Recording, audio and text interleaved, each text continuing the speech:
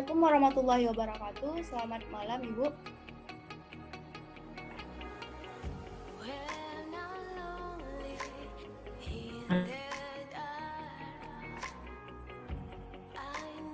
Apa kabarnya, Bu? Sehat?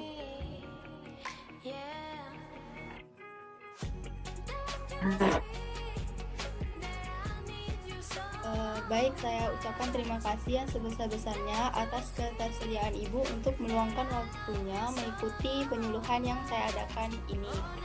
Sebelumnya saya izin perkenalan. Perkenalkan, nama saya Nidia Aryani. Semoga setelah acara ini berakhir, kita bisa semakin dekat ya, Bu. Baik, untuk tidak memperpanjang waktu, kita langsung mulai ya, Bu. Izin share screen ya.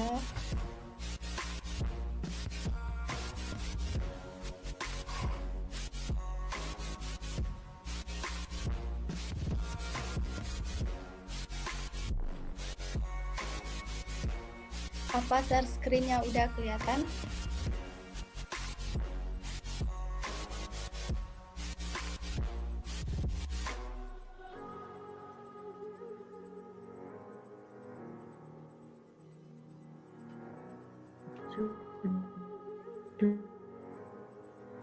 Baik, adapun materi penyuluhan pada malam hari ini yaitu tanda bahaya pada ibu nifas.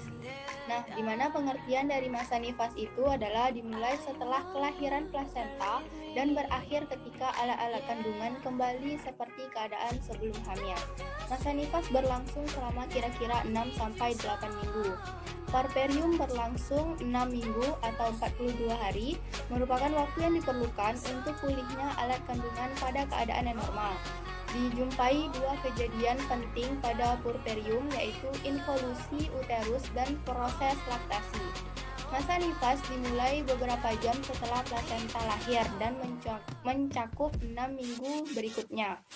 Jadi, masa nifas adalah periode yang dimulai setelah kelahiran plasenta dan berakhir ketika alat-alat kandungan pulih seperti keadaan sebelum hamil yang lamanya 6 minggu atau 42 hari. Kemudian kita masuk yang B, tanda-tanda bahaya masa nifas. Jadi, tanda bahaya masa nifas ini yang mengidentifikasikan adanya bahaya atau komplikasi yang dapat terjadi selama masa nifas. Apabila tidak dilaporkan atau tidak terdeteksi bisa menyebabkan kematian.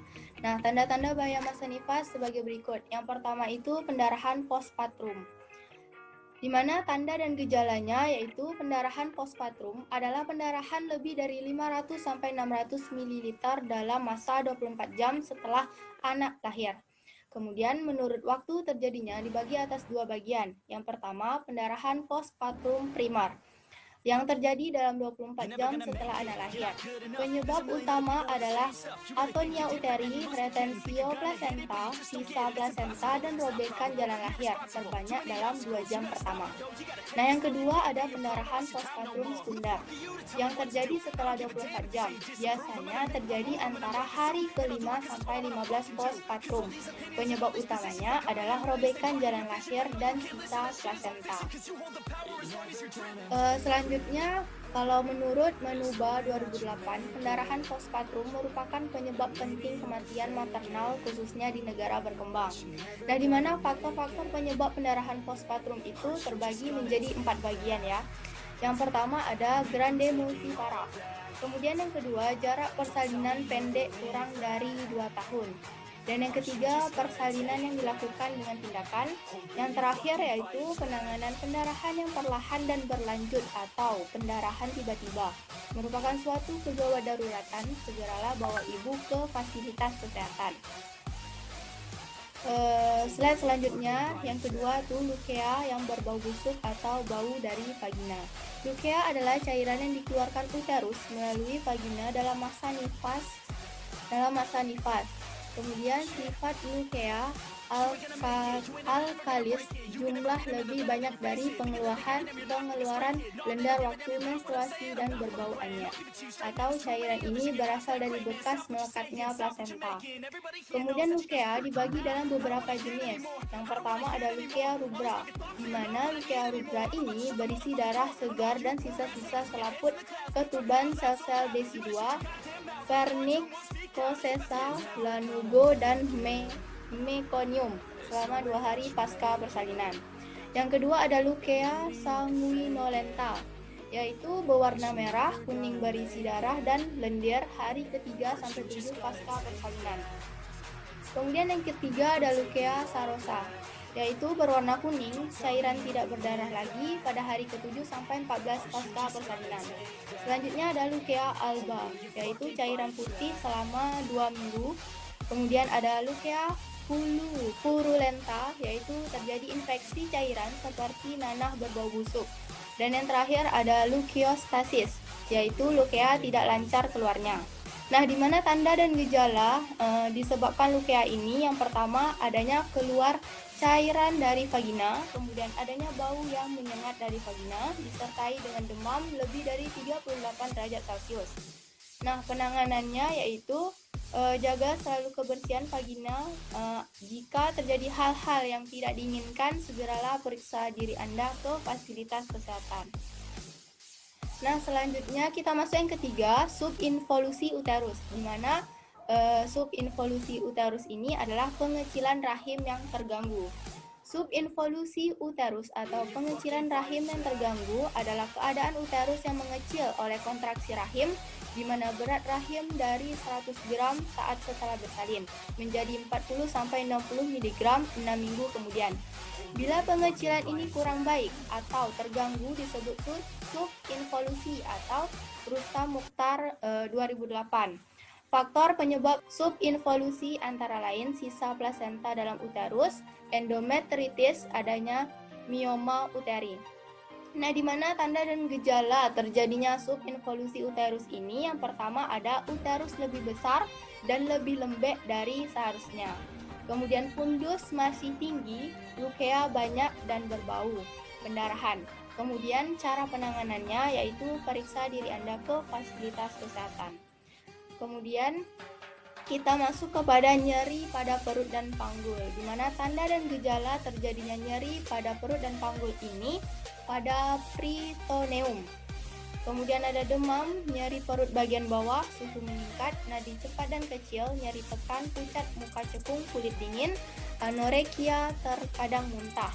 Kemudian penanganan yang kita lakukan yaitu bila nyeri tidak hilang, segera periksalah ke fasilitas kesehatan. Selanjutnya kita masuk kepada pusing dan lemah yang berlebihan, di mana menurut Menuba 2008, pusing dan lemas pada masa nifas dapat disebabkan karena tekanan darah rendah, anemia, kurang istirahat, dan kurangnya asupan kalori sehingga ibu kelihatan pucat. Di mana tanda dan gejala yang terjadi akibat pusing dan lemas yang berlebihan ini, yang pertama itu ada sakit kepala yang sangat parah, salah satu sisi atau seluruh bagian kepala.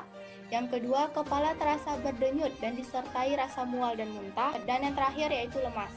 Di mana penanganan yang kita lakukan yaitu istirahat berbaring, makan dengan diet berimbang untuk mendapatkan protein, mineral, dan vitamin yang cukup. Kemudian yang ketiga, minum sedikitnya 3 liter setiap hari, meminum tablet FE selama 40 hari, dan yang terakhir minum kapsul vitamin A atau 200.000 unit.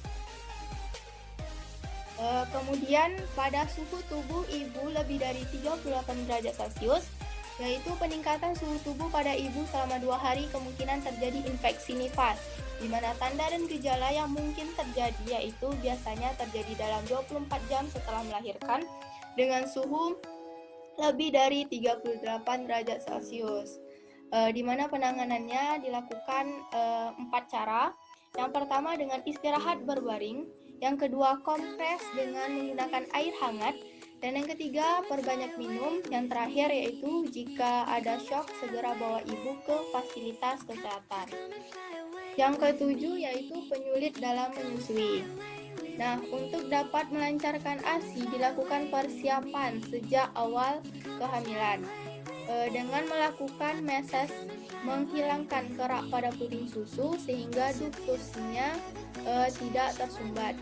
Untuk menghindari puting susu terbenam, sebaiknya sejak hamil ibu dapat menarik-narik puting susu dan ibu harus tetap menyusui agar puting selalu sering tertarik. Sedangkan untuk menghindari puting lecet, yaitu dengan melakukan teknik menyusui yang benar, puting harus kering. Saat menyusui, puting lecet dapat disebabkan karena cara menyusui dan perawatan payudara yang tidak benar. Bila lecetnya lebih menyusut 24-48 jam dan ASI dikeluarkan dengan tangan atau pompa. Kemudian beberapa keadaan abnormal pada masa menyusui yang mungkin terjadi. Yang pertama itu ada bendungan ASI, di mana penyebabnya yang mungkin terjadi penyempitan ductus lactiferus, kelenjar yang tidak dikosongkan dengan sempurna, kelainan pada puting susu. Di mana gejala yang mungkin timbul yaitu pada hari ketiga sampai kelima, payudara bengkak, keras, tegang, panas, dan nyeri suhu tubuh meningkat. Kemudian penanganan yang akan kita lakukan, yang pertama yaitu susukan payudara sesering mungkin. Kedua, payudara disusukan, kompres hangat payudara sebelum disusukan, bantu dengan memijat payudara untuk permulaan menyusui, senggah payudara, kemudian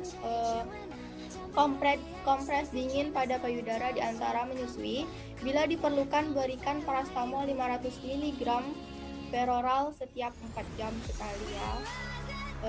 Selanjutnya kita masuk kepada kedua, mastitusi. Nah, apa sih mastitusi itu? Nah, jadi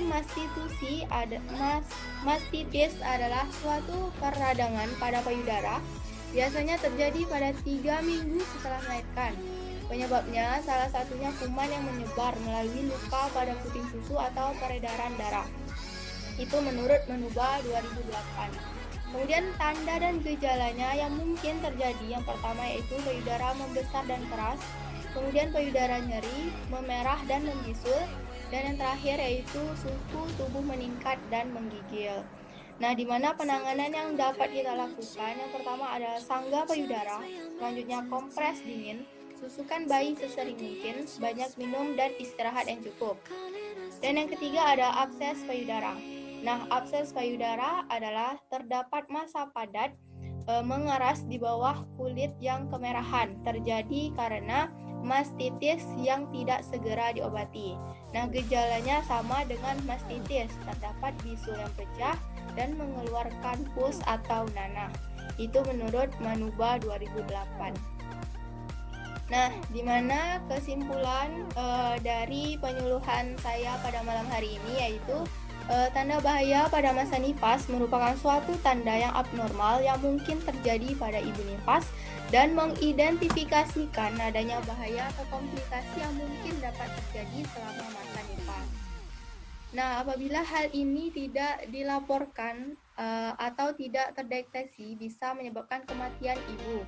Di antaranya tanda bahaya nifas yang mungkin muncul pada ibu nifas diantaranya yang pertama yaitu pendarahan postpartum, kemudian leukemia yang berbau busuk atau bau dari vagina, subinvolusi uterus atau pengecilan rahim yang terganggu, kemudian ada nyeri pada perut dan panggul, pusing dan lemas yang berlebihan, suhu tubuh ibu lebih dari 38 derajat Celcius, dan yang terakhir ada penyulit dalam menyusui. Nah, oleh karena itu diharapkan penyuluhan mengenai tanda bahaya masa nifas ini dapat mendeteksi gejala yang mungkin muncul pada ibu nifas. Baik, itu saja sekiranya penyuluhan dari saya mengenai promkes masa nifas. Apakah ada yang ingin ditanyakan? Sudah mengerti, Ibu? Sudah. Baik, saya kira ini kesempatan buat kita semua bersama-sama belajar untuk melakukan yang terbaik pada diri kita dan lingkungan di mana kita berada ya Bu. Terima kasih atas kesempatan yang Ibu berikan untuk menghadiri acara penyuluhan ini. Lebih dan kurangnya saya mohon maaf. Saya akhiri dengan wassalamualaikum warahmatullahi wabarakatuh. Terima kasih Ibu. Waalaikumsalam warahmatullahi wabarakatuh. Sama-sama.